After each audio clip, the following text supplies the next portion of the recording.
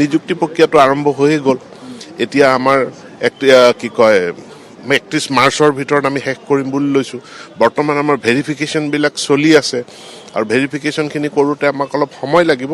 গতিকে এই প্ৰক্ৰিয়াটোত যিখিনি সময় লাগে সেয়া সময় নিযুক্তি প্ৰক্ৰিয়া আৰম্ভ হৈ গ'ল। 22,000 শিক্ষকৰ নিযুক্তি হৈ যাব 2022 বৰ্ষত। পঠন বা ৰিডিং তাক যাতে এটা খুব ভাল অভ্যাসত আমি পৰিণত কৰাব পাৰোঁ, তাৰ কাৰণে পঢ়ে ভাৰত অভিযান আৰম্ভ হৈছে।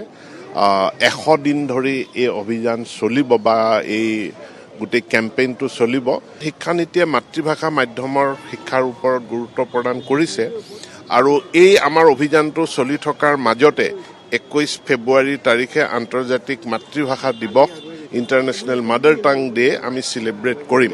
তাৰ লগতো এইটোক আমি সংযুক্ত কৰি মাতৃভাষাৰ জৰিয়তে মাতৃভাষাত পঢ়া শুনা কৰা পঢ়াটোৰ ওপৰত আমি গুৰুত্ব দিছোঁ।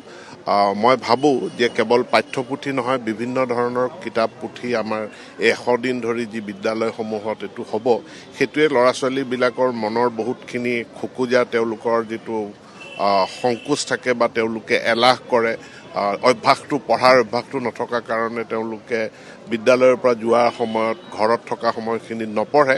তেওঁলোকৰ মাজত 100 দিনৰ ভিতৰতে এটা অভ্যাস গঢ়ি তুলিবলৈ